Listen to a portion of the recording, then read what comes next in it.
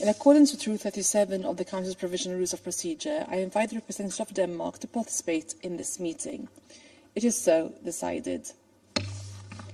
I now give the floor to the representative of Denmark. Thank you, President. I have the honour to speak on behalf of the 5 Nordic countries, Finland, Iceland, Norway, Sweden, and my own country, Denmark. And let me first start by thanking Commissioner General Lazzarini for his detailed and concerning briefing. The Nordic countries are deeply concerned with the immense suffering of civilians and loss of life in Gaza, as well as the harrowing risk of famine caused by the insufficient entry of aid into Gaza since Hamas' deplorable attack on 7 October. We also deplore the number of humanitarian workers killed. President, the Nordic countries are collectively among the largest donors of UNRWA, with contributions in 2023 amounting to almost $130 million. All 5 Nordic countries have moved ahead with contributions for 2024. Yet, financing of humanitarian aid cannot stand alone and means little if the conditions are not in place for it to reach the affected populations. Administrative procedures, including screening processes, must be swift so that the volume needed can enter as quickly as possible, and for UNRWA to be able to undertake critical services and life-saving support.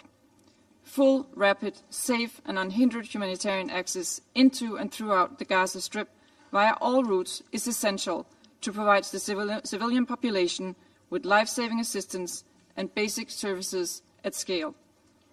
Moreover, humanitarian workers must be protected in accordance with international humanitarian law. It is important that UNRWA continues its work to restore trust in the organization. Following recent serious allegations directed towards some workers of the agency, we welcome the prompt follow-up action initiated by the United Nations Secretary-General and the UNRWA Commissioner General. As we await the release of the findings of the independent review and the review of the United Nations Office of Internal Oversight Services, we expect them to lead to an UNRWA that is robust and well-equipped to respond to the needs of the civilian population in close coordination with relevant UN agencies and other partners. Madam President, it's been said several times here today, the service that UNRWA and other UN agencies provide in Gaza and across the region are essential.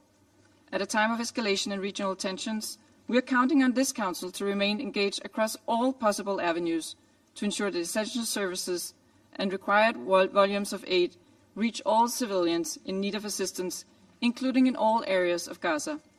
We call for the immediate implementation of all relevant Security Council resolutions and for all parties to support neutral, impartial and independent UN-led humanitarian action in Gaza and beyond. I thank you. I thank the representative of Denmark. There are no more names inscribed on the list of speakers. The meeting is adjourned.